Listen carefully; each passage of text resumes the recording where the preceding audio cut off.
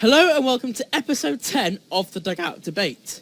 You might remember last week I said that Alex would be hosting this week's episode. However, circumstances have meant that I've had to steer the ship on its difficult course. And, well, here I am. You got me twice in a row. How lucky are you? We'll start seeing as I am acting as Alex this week. I'll ask how you guys are doing. Well, how polite of you. I'm just going to say that I'm absolutely ecstatic after yesterday's result, and I'm sure that Alex is the complete opposite. I regret letting you host so much I don't in every way. And that was one of the most surreal intros I've ever experienced to anything in my life. Well, something more surreal. Once again, referring to last week, we had one of the worst Premier League appointments of all time in Leslie Reed, which Chris found rather funny, to say the least. He's off again. I think I've got an even worse pick to introduce you guys to. Does the name Terry Connor ring any bells? The name Terry Connor rings 0 bells. Wolverhampton manager in 2012. Who was in charge for 13 games, of which he won none. Quality. He drew 4 and lost 9, giving him a rather impressive win percentage of 0. Nice. That's quality. Oh dear. Oh, that's good. That's just my little prelude into this week's episode. Introduce a little fun fact before he's changed up the structure. Yeah, well, he's not going to be quite cult hero. He won't be the cult hero as Reed is on this channel, but fair play. So there is a lot of change in this week's episode, but what isn't changing is our starting position, which is a round involving a picture. It is, of course, our picture of the week. A round called Picture This, which this week shows a rather aghast Kurt Zuma. So, guys, what's this picture? What's going on in this picture? Chris, you want to take this? I'll kick us off. Is Kurt Zuma doing his best impression of Umar Niasse after he received his red card against Stoke? Is that because they're both black? No. Wow. Black. Is it not the excited expression that the entire world has when the new video is uploaded to the Real Xbox Nerds YouTube channel? I've not uploaded that channel in 5 months, I'll have you know. And that's why we'll be so delighted when it returns. My 960 subscribers wait in eager anticipation. How many of those did you pay for? That's by the by. Chris, stay on track. I've got food to eat. It's getting late. Is this how people on Jeremy Kyle react when they've found out that they've been cheated on for the 7th time? Or is it potentially the face that you make when you see Adam Johnson driving around the back of a Chinese restaurant? Oh my dear God. We said no racist joke. See, bringing in a nonce joke. I see what you did there. Yeah. It's the face I found a loophole. Any advances on the actual answer? No, this is, of course, Kurt Zuma's reaction after Matic's wonder strike in Chelsea's 4-2 win over Spurs. That is correct, dear Christopher. But we're not going to be starting to talk about the semi-final of the FA Cup. I'd like to go back a little bit further back in time to Manchester United's 2-0 defeat of the would-be champions. I'll start with you, Alex. The match has been reported as a tactical masterclass on behalf of Mourinho, but does the result actually show a sign of complacency from the champions-elect? It's difficult to say. I think that Antonio Conte kind of came out expecting to be able to play the game plan that has won him so many games. And I think he came out also trying to play the game against the game plan that Jose Mourinho used last time that Chelsea won so easily with. And I think that it would be unfair to say it's complacency by the champions, by the champions-elect potentially, perhaps not, as results have gone. I think you've got to give credit to Mourinho where it's due. And as much as that hurts me, the whole idea of man marking Hazard with Herrera was a masterstroke. That's the main thing that's been talked about. And Herrera did the job brilliantly. And for Mourinho to just come up with something that's so simple that no one's tried to employ that specific thing, but it just shut down all of Chelsea's creative play. And I think that less so than calling Chelsea complacent, because I don't think Chelsea have got complacent. I don't notice them getting cocky. I think that it's just more that Mourinho just played that absolutely brilliantly. And Chris, Alex and I both use the terminology of Chelsea being the champions elect. But is the title definitely Chelsea's, or is there still scope for Spurs to catch them? For all intents and purposes, yes. But like Alex said, the way results are going at the moment, I would say that I'd be surprised to see Spurs do it. I mean, they've been playing out of their skin nearly all season. I believe they're on a run of, 8 games unbeaten at home, which of course won't be their home for much longer. But on that sort of form, Spurs could potentially pull off what they couldn't quite do with Leicester last season. But of course, that is heavily banking on Chelsea capitulating like Liverpool a couple of seasons ago. Sorry, Alex, to bring that in. I mean, to be honest, this season included, I'm just used to us bottling it at this point. I'm just numb to it. You're basically the new Arsenal, really, aren't you? There's so let's not go There's too so far. much hype, and then you just can't quite finish it off. So I'll go back to you, Alex. Is that you in the bedroom, Josh? Wow. That's a secret, Chris. What? Wow. So Alex, you were talking about Chelsea's opponents in that match. Are United unlucky not to be pushing for a title or for the title at this stage of the season? I mean, they've had a lot of draws, but was that because they couldn't quite mastermind the wins, or was it just because they just were getting unlucky? Because they've been unbeaten in 20 odd games in the league. I think it is the last defeat was actually to Chelsea in the reverse fixture. So, given that record, do you think that they can consider themselves unlucky to not be pushing for a title at this stage of the season? No, not really. I think the only two teams that in any way, shape or form have deserved to push for the title are Chelsea and Spurs, because they've been the only two teams that have consistently managed to put wins together.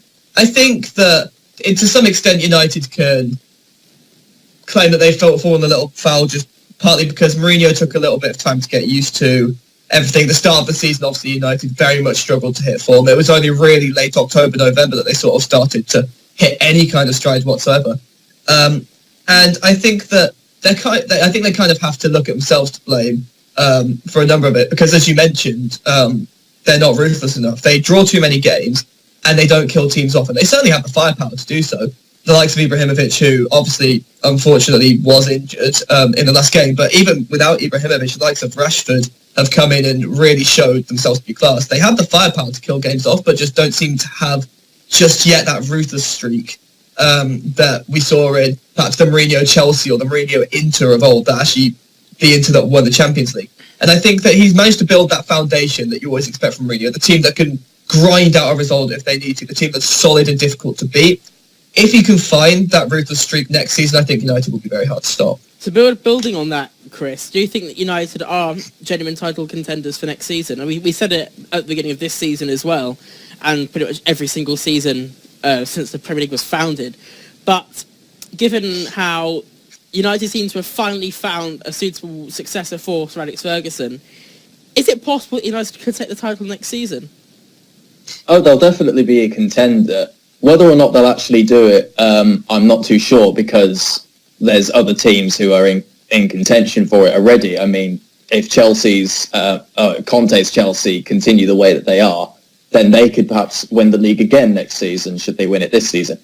I feel like Pep Guardiola will finally have his proper Manchester City side implemented by next season, so there could be a contender. Similarly with Jurgen Klopp's Liverpool. But the way that United have gone on such a good run unbeaten, you can't really look past them definitely making the top 4, possibly even the top 2. Whether or not they'll clinch the title, we'll have to wait and see. The other thing to note, I would say, about Manchester United is that, comparatively speaking, I know they've been hit with a couple of injuries, but over the course of the season, in terms of key players, they've managed to keep, for the most part, very much all of the core players of their team. Obviously, Bayer was injured earlier in the season, and he was probably your best defender for the entire start of the season, which was unfortunate. But aside from that, you've pretty much had your whole starting 11. And the way that I would say that you've had an advantage over some of the other teams that are above you is that other teams have suffered injuries to serious players. Speaking from the perspective of someone who supports Liverpool, obviously, there's a mentality problem. We bottle it against smaller teams, but I do wonder where we would be if we hadn't lost Mane to AFCON, we hadn't lost him to injury then, if we still had John Henson, who was quite influential to us in a very sort of understated way. If we hadn't lost Adam Lallana, who for large parts of the season I thought was genuinely our best player, I do wonder where we could have been. And I think that United can't really look anywhere to blame, considering the advantage that they've had in that area than themselves. But like I say, next season, if they perhaps get another striker, someone who can back up if Ibrahimovic for some reason leaves, some people are saying he's going to go to the MLS if the injury damages him. Like I say, if they can find that ruthless streak, I think that'll be a different team next season to this season. And for all of our sakes, it'd be great if we were to see a United title push next season. Yes. Anyway, moving from the top of the Premier League to the bottom echelons of the Championship, and to Chris's favourite team, Birmingham City, or namely, at the moment, they're doing shit. Namely, their new managerial appointment, Harry Redknapp. Chris, I will come to you first, seeing as you do feel rather passionately both about the Blues and their new appointment, I believe. Yeah. Is he the right choice to guide the Blues to safety? I mean, he has been out of management for 2 years, and discarding that stint he had at Jordan, he is he out of it, or do you reckon that he has got a very good chance of keeping them up?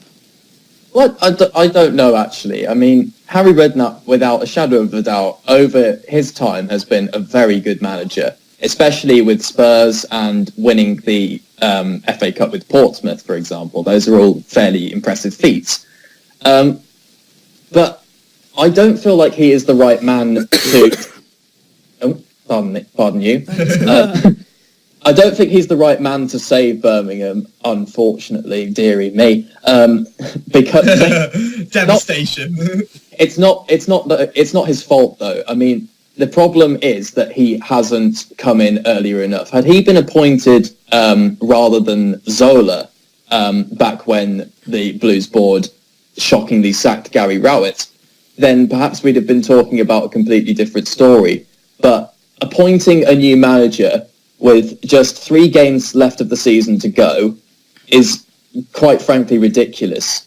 I mean, I can see why why Zola resigned, because obviously it went less than spectacularly for the Italian. But like I said, there was not really much point in a managerial change at that point in the season, so late in. You've generally answered 3 of the questions I had to ask, so thanks. No problem. I will move back to you, Alex, though. Building on what Chris was saying, does it make sense to resign so late on into the season? I don't know. Like Chris said, you can kind of understand the way the results were going. Even comparatively to the start of the campaign, which was Zola's campaign, which was far from stellar, the dip in form that Birmingham experienced, which has seen them almost fighting for relegation at this point. Oh, they are, definitely. Fighting to not be relegated at this point. You can understand perhaps a different situation why you do that. And from my perspective, it totally depends on how much he kind of still had the players with him. And I can't say I'm a huge watcher of Birmingham City, despite being from near Birmingham. I don't really follow them particularly.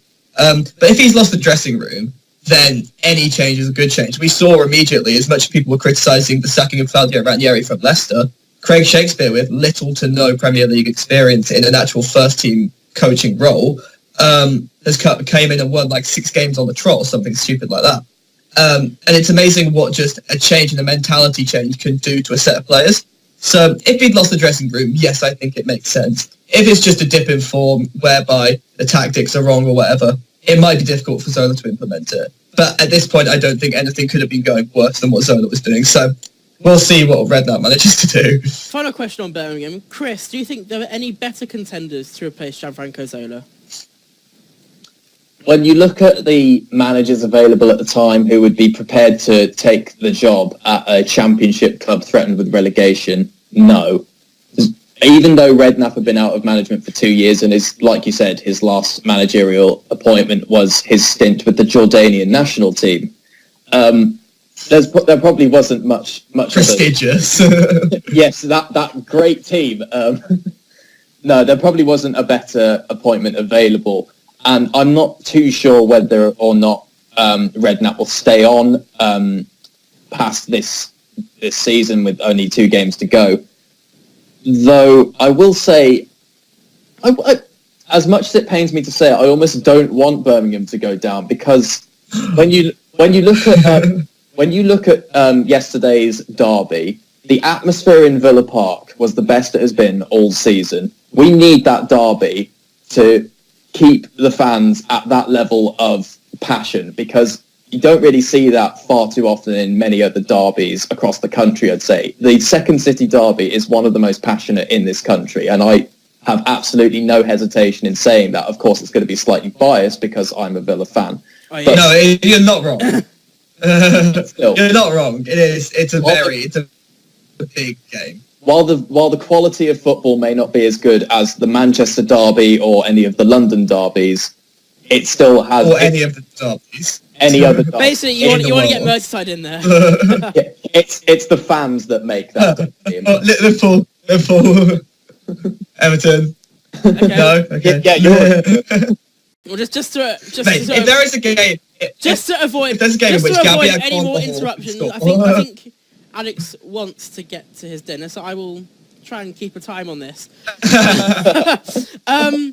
Is this like an Alex is hungry themed episode of the Dugout debate? Yes.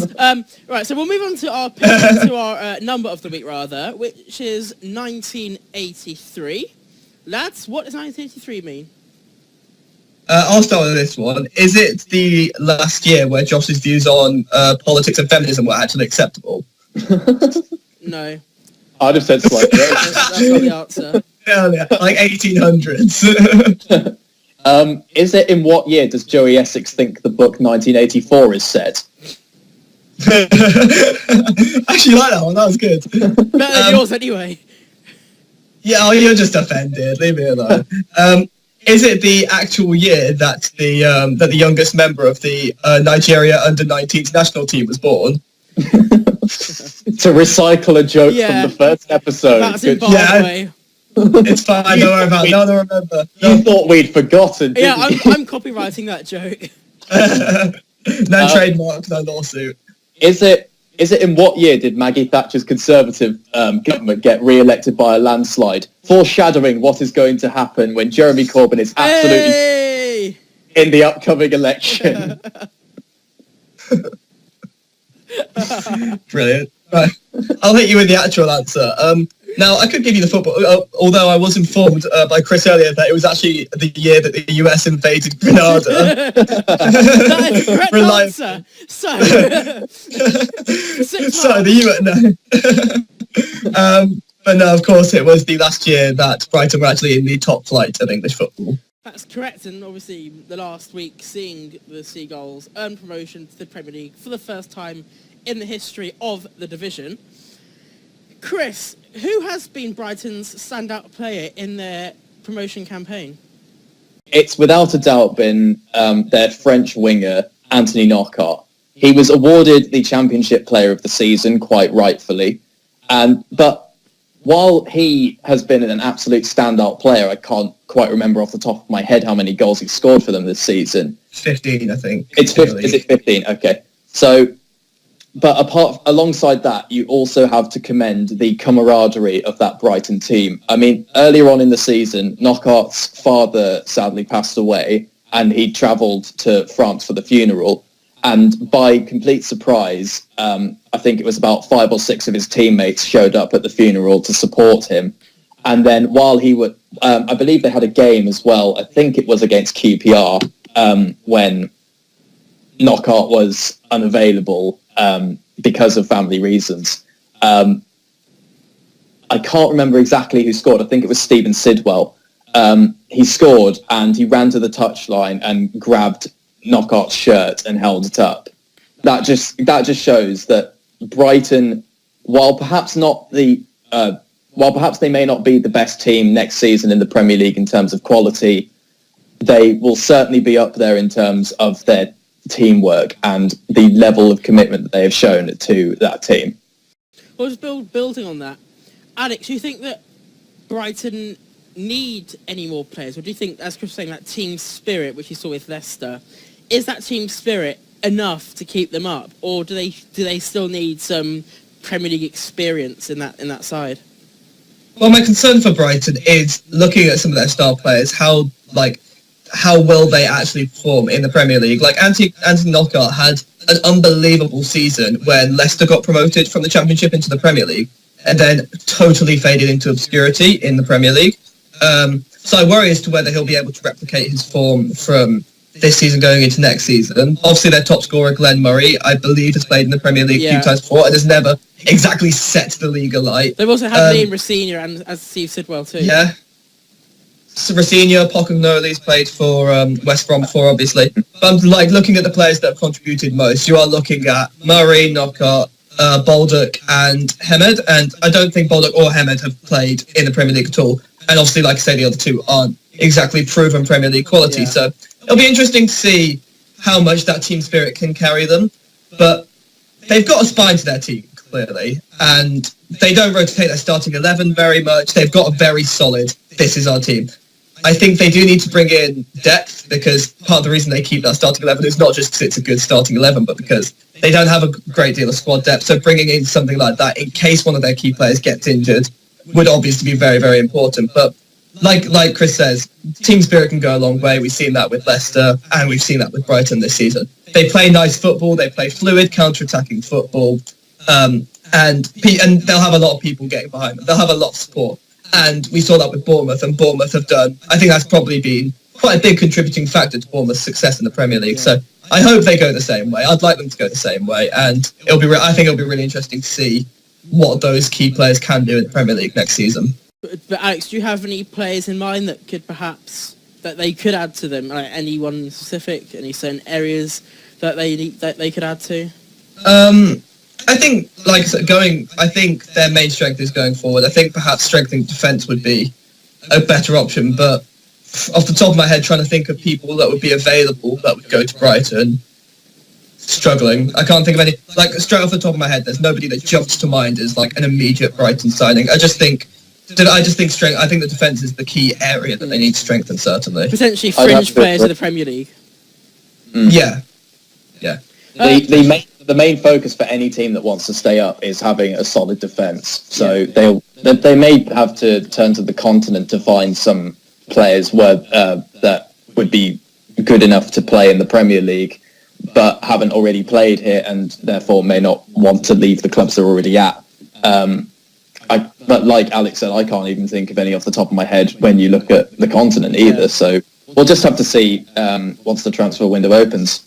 So, Chris, a final question on Brighton, and namely the manager, Chris Hughton. Is he building something up of a legacy at the MX Stadium? He's been there for a number of years, well, a few years. He's obviously won them promotion, potentially title winners too. But when he did the same with Newcastle in 2010, he was only in his job for a number of months before he got the sack because they had a poor start to the season. So do you think he could be a victim of the managerial merry-go-round and be sacked after a poor start to the season? Or do you think that, let's just say that they aren't flying, that they could actually keep the faith in him, like Burnley did with Sean Dyche, for example? Yeah, I think the Brighton board are that sort of board that won't make a rash decision just because of a relegation. When you look at Chris Hughton's time at Newcastle, he did the same with them, getting them promoted. But that was still at the time when, well, it still is the case that Mike Ashley and that ridiculous Newcastle board are still in charge of that club. So, of course, they're a board that have pretty much no footballing knowledge or experience. So, of course, they're going to make a rash and strange decision like sacking Hughton like they did. And then you saw Norwich doing the same thing when, I believe Norwich was still in the Premier League when Hughton was managing them. And he was doing relatively well with the Canaries, but they still gave him... I don't think they were. Well, he was still doing quite well with them, and they still got rid of him. It's the same case where, with a lot of the clubs that Hughton's been at, I believe he was doing well with Birmingham as well. But I feel like Brighton, since their amidst their hideous financial problems and almost going completely out of business, they've certainly, I believe it was a fan who ended up buying the club, and we spoke a little bit about how perhaps fans don't know all the ins and outs about running a club, but with Brighton it certainly seems to be the opposite of that. So I feel like, provided they spend wisely, keep the faith in the manager and their players, that Brighton will survive next season, I'd say. Okay. That seems like a fair assessment. And wrapping up about Brighton, moving back to the Premier League, which is where they'll be heading next season, with the PFA player or team and player of the year. So I'll just list the team. We've got David De Gea in goal, right back Kyle Walker, centre backs Gary Cahill, David Luiz, left back Danny Rose, right mid Eden Hazard, centre mids of Dele Alli and N'Golo Kante, left mid of Sadio Mane, and the strikers are Harry Kane and Romelu Lukaku. That gives us 4 Spurs players, 4 Chelsea players, a Liverpool, Everton and United player. So do you guys, I'll start with you, Alex, and then Chris can also chip in with his opinions. Do you think that there are any players that were wrongly omitted, and would you have put any players in their place? The main player that everyone's talking about, and I do kind of agree with, and I do to some extent agree with this, is of course Dele Alli, obviously won Young Player of the Year, which I think is probably something we might briefly come on to a little bit later. But you're talking, the midfield that we've got in there is very, very solid. The only change I would have made to get him in, they always do it in a 4-4-2. And I think had they not done it in a 4-4-2, then perhaps Ali would have been, in there, because I think that the fact that Gary Cahill Ali is in there. In the team of the year, I think he is. Yeah, I swear he is. Is he? Am I being wrong? Yeah. Oh, I'm thinking of nominated player of the year. Sorry, my bad. Anyway, the main mistake that I would say is what I was going on to say.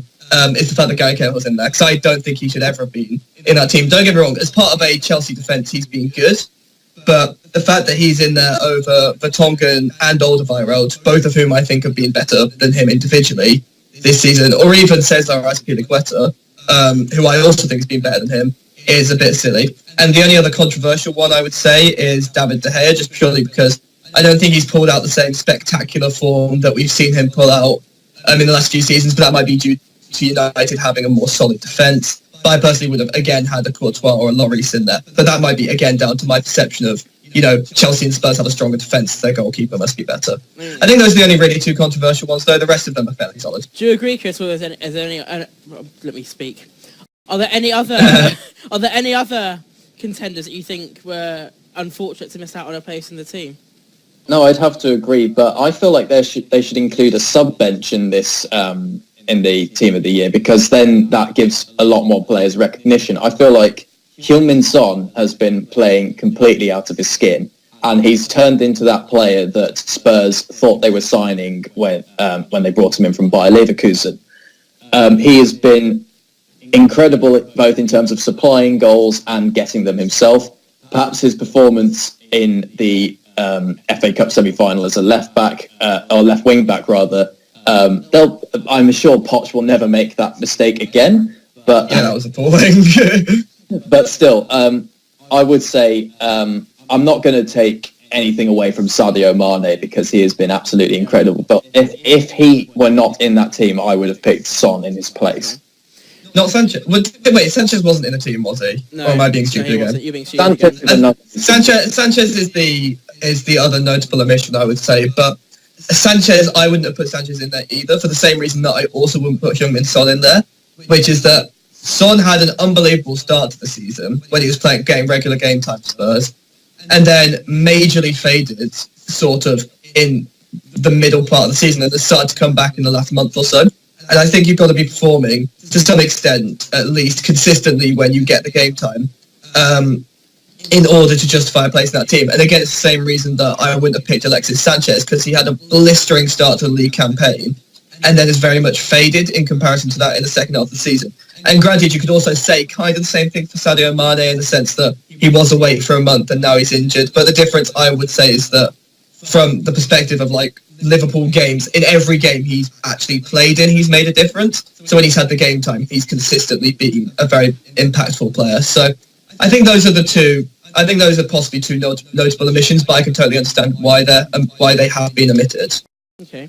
It's just worth noting that N'Golo Kante was named the Players' Player of the Year, and Dele Alli named the Young Player of the Year, and I would just like to pass our congratulations on to them, because we know it's definitely going to reach them. Of course. Regular viewers. Wrapping up on the PFA Team and Players of the Year, on to Europe, and namely the Champions League quarter-finals. Chris, I'll focus Barcelona versus Juventus on you, and Alex, Real versus Bayern. Starting with you, Chris.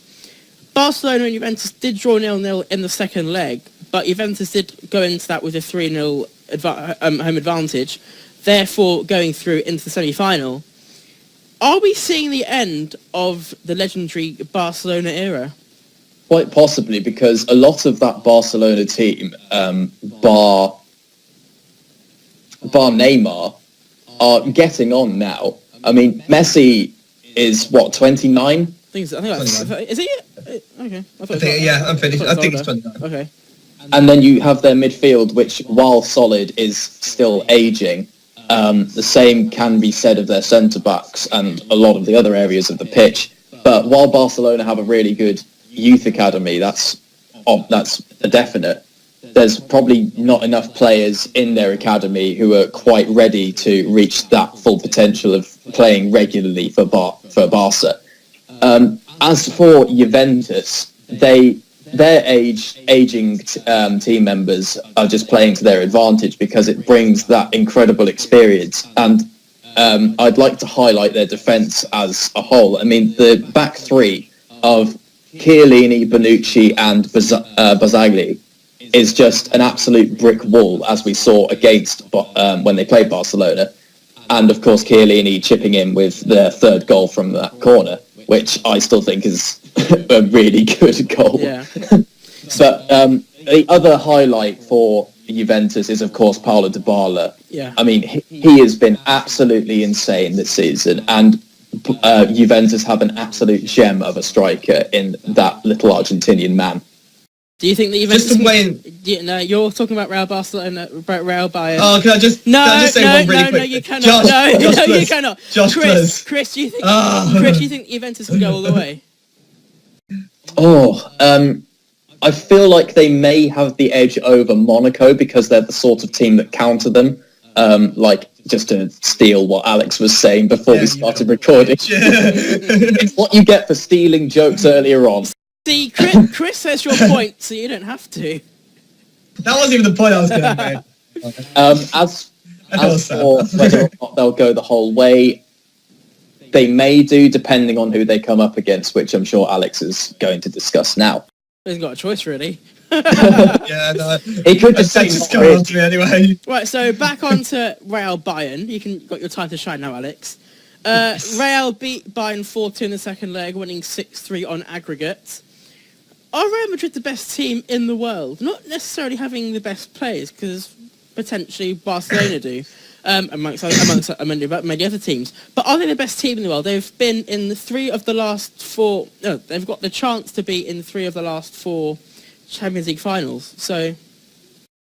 I think when you look at the overall... I think when you look at the whole team, if you're going from defence to forward, I think in terms of consistency... Yeah, they are basically the most consistent team out there in terms of the fact that you've kind of got the best defence in the world, potentially apart from Atletico and Juve.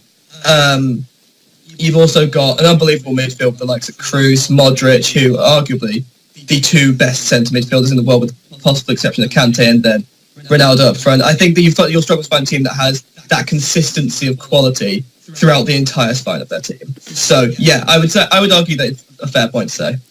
And Chris, coming on to you now, I'm joking. Alex, do you think that Madrid is the best city in the world for football at the moment? It has to be, doesn't it? I mean, you've got 2 teams from the same city in the Champions League semi-finals. That's absolutely unbelievable. And they faced off in the final 2 times in the last 3 finals as well. So you're looking at 2 unbelievably strong teams. Yeah. And again, Atleti are another team that you could say from back to front have unbelievable consistency, obviously known for being a team that is extraordinarily solid in the back, but now I've got the likes of Griezmann and Kevin Gamero when he needs to, firing up front as well. So, yeah, Madrid is, without question, the best city in the world for football at the moment. Well, there's certainly going to prove two very, very fiery encounters for those semi-finals.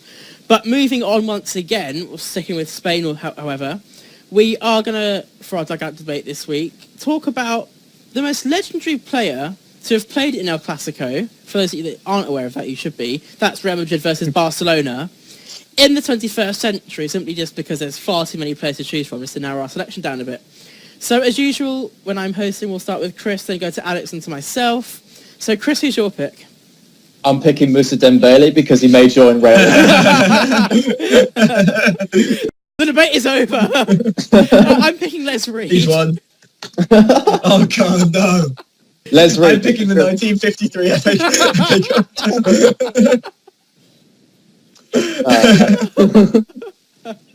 Cup. Go on, Chris.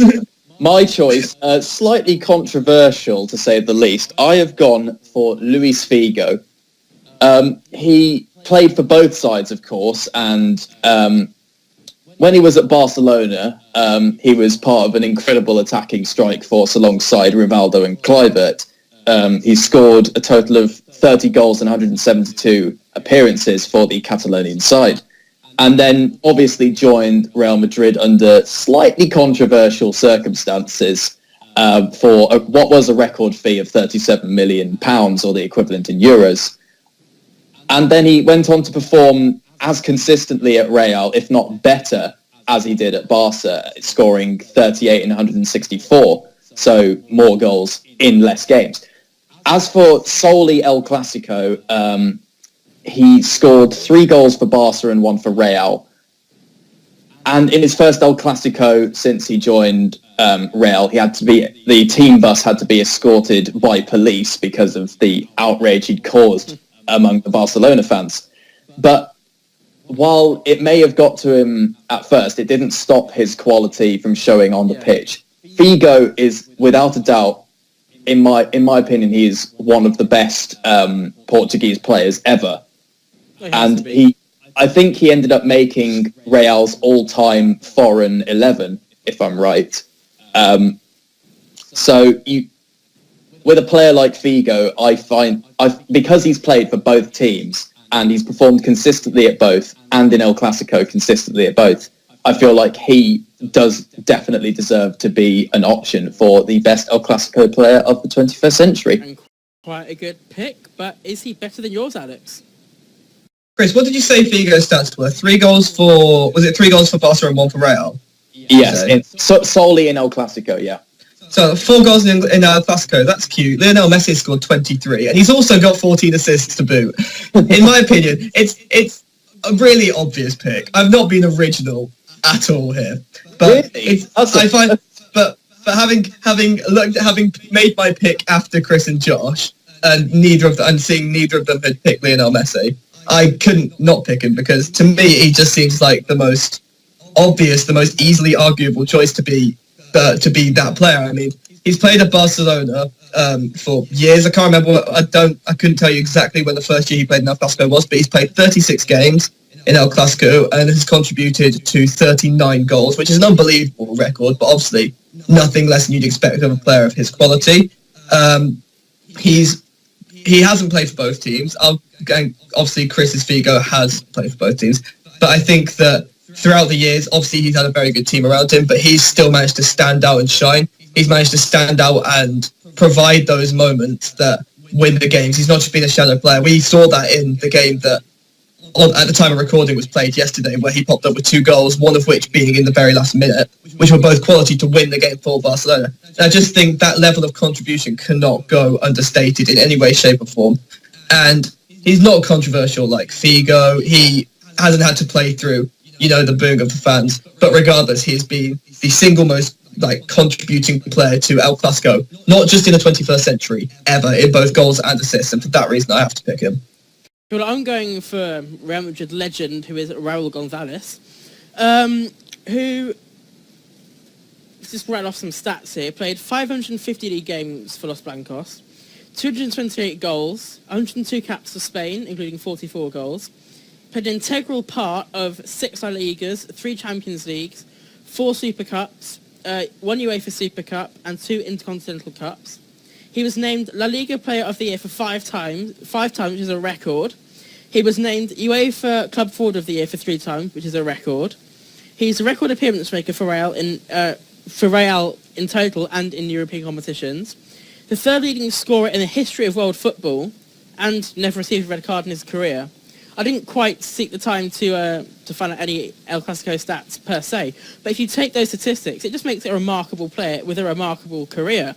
And I think you'd be pressed to find many people who wouldn't list Raúl as one of the, if not the best, Real Madrid player of all time, perhaps Di Stefano aside, and Ronaldo potentially.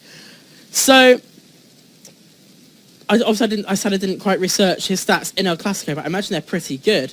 And just mentioning... Solid logic! mentioning the name Raúl will just just a mix of just what a legendary player that he was, and the fact that he is so well loved by not just Real Madrid fans, but all over the world, I think just shows what a class player he was, and why he could potentially be the most legendary player to play El Clásico in the 21st century.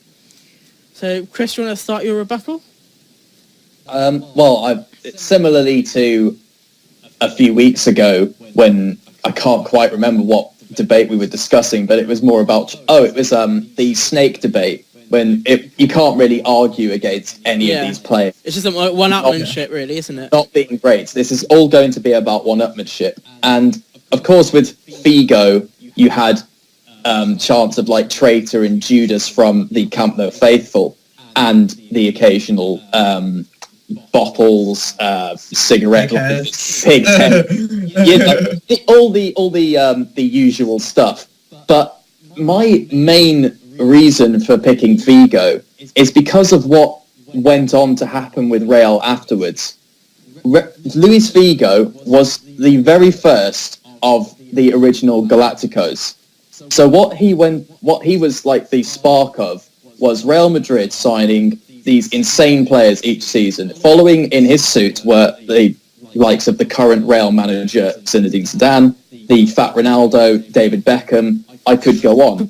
Proportionally challenged. I bet it was a glam problem. I bet you. But yeah, what Figo went on to start off with Real was just this sort of conveyor belt of incredible players entering the Bernabeu.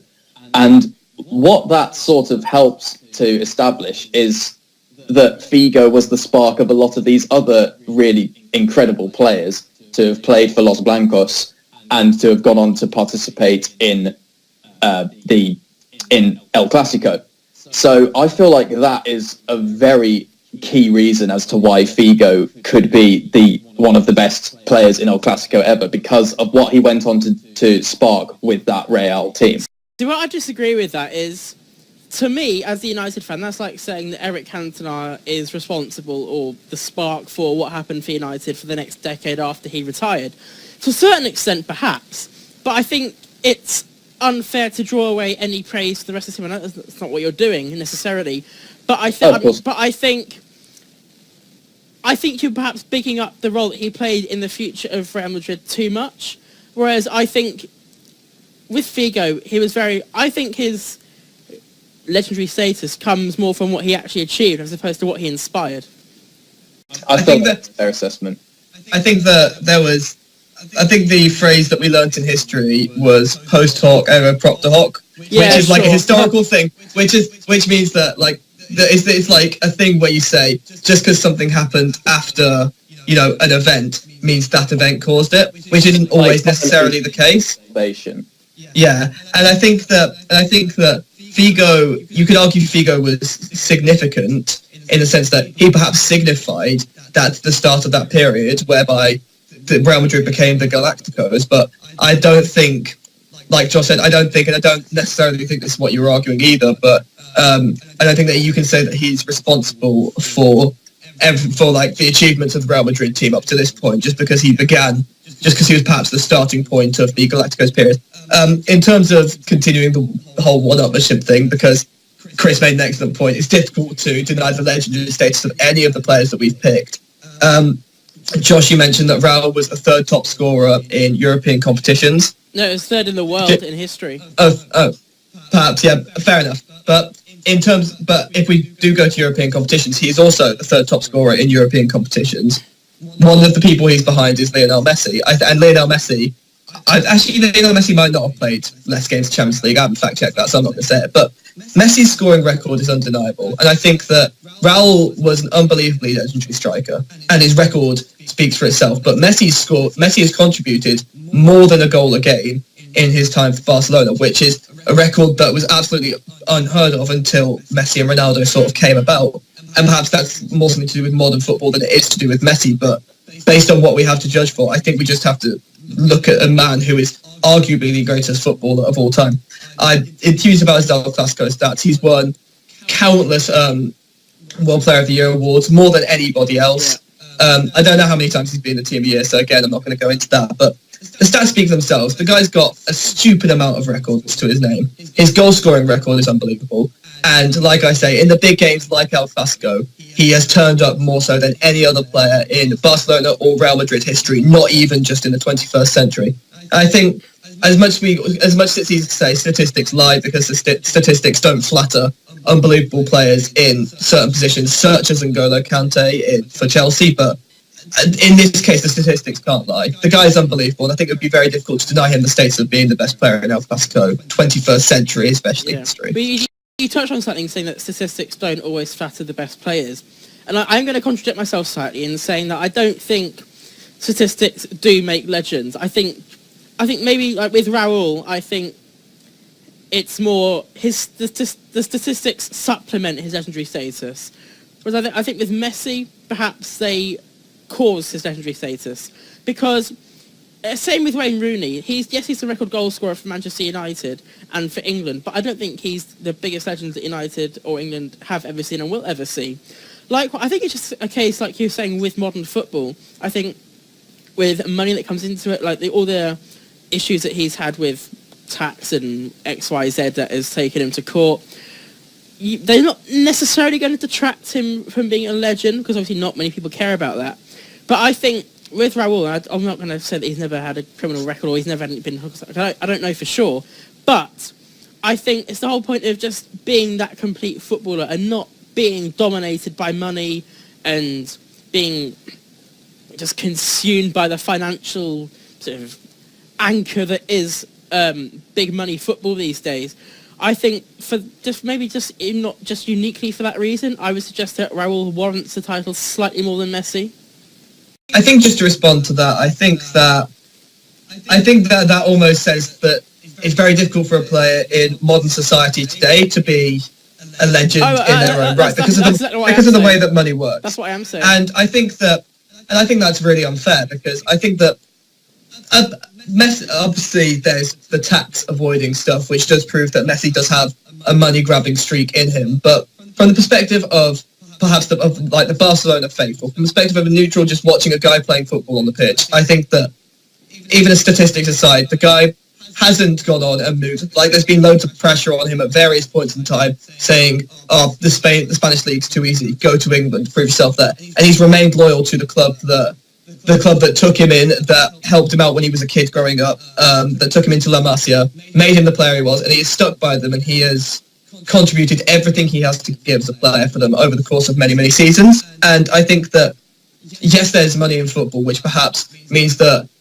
because Barcelona have the buying power to offer him 300 grand a week or whatever ridiculous wage he's now on, that perhaps loyalty means a little bit less in football, because is it really loyalty if they're paying you 300 grand? But do I believe that Messi would have stayed at Barcelona regardless of the fee that he was earning? Genuinely, I do. The guy, you could see like the celebration that he pulled off when he scored that winning goal in El Clásico. The guy's got such a passion for the club, and I think that to deny him legendary status on the basis of it being modern football, so it's easier to be loyal and less easy to be legendary based on the more financial nature of the modern game, is really, really unfair. What I will say in response to that is, before we decided on our picks and before we agreed that it would be about the 21st century, both Alex and I said that we would have gone for Alfredo Di Stefano. So, bearing that in mind, why would you have gone for Di Stefano over Messi? Because for me, the reason that I would have gone for Di Stefano over Messi is because Messi has been the main contributing factor to El Clásico, but he's not been the only big contributing factor over the course of those seasons. He was playing in a team whereby he was facilitated by other brilliant players, especially in, as we mentioned briefly earlier, the period where Barcelona were arguably the best club side ever in the history of club football, where he was facilitated by the likes of Xavi, by the likes of Iniesta. The reason I would have picked Di Stefano if it wasn't just 21st century is because Di Stefano essentially decided those games all by himself.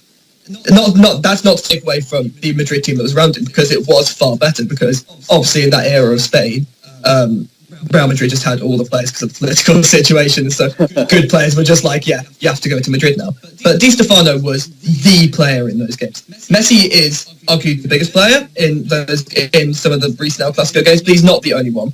Whereas Di Stefano was the deciding factor for a good 5-6 years, a good 5-6 year period where Real Madrid dominated football in general and won, obviously as well, all those countless European Cups.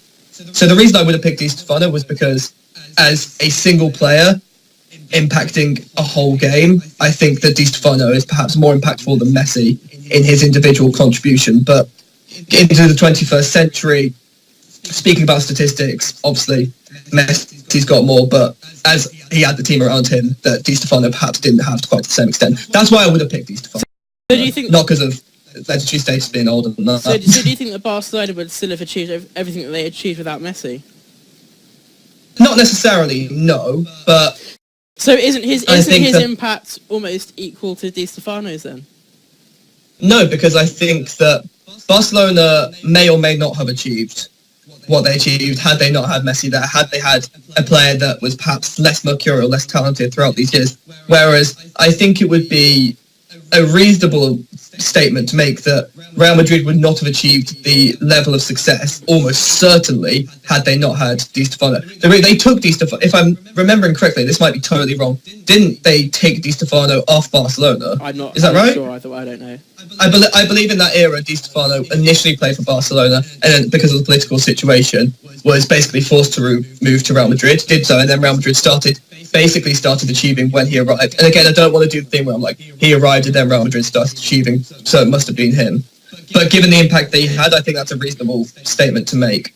So I think that it's far more fair to say that Real Madrid would not have achieved the same level of success that they did between, say, 1955 and 1960, than it is to say that Barcelona would or wouldn't have achieved what they have without Messi. It's far less certain. Okay, that was quite the debate, but I think it is time to wrap things up because we're pushing on for time a bit and you need to get away if you keep telling us. So that does wrap up episode 10. I hope you've enjoyed having me once again. I'm sure I don't know that for a second. Any airtime for me is good airtime. Next week... Oh, the wink. Oh, no. Who's presenting? Fabian Delph? Next week is episode 11, which, with anything according to plan, should be Chris. But who knows? It might be me again. might be a lucky day again. It may be Les Reed. God, can you imagine the scene? Oh, that would just be... I think we all just pass away with happiness. But anyway, that does wrap up episode 10. We hope you've enjoyed it as always. With any luck, it will be Chris next week. But until then, we'll see you later. Thanks for watching. Thank you. Bye. For more footballing content from In the Dugout, like, follow, share and subscribe. And don't forget to check out our Facebook, Instagram and Twitter pages.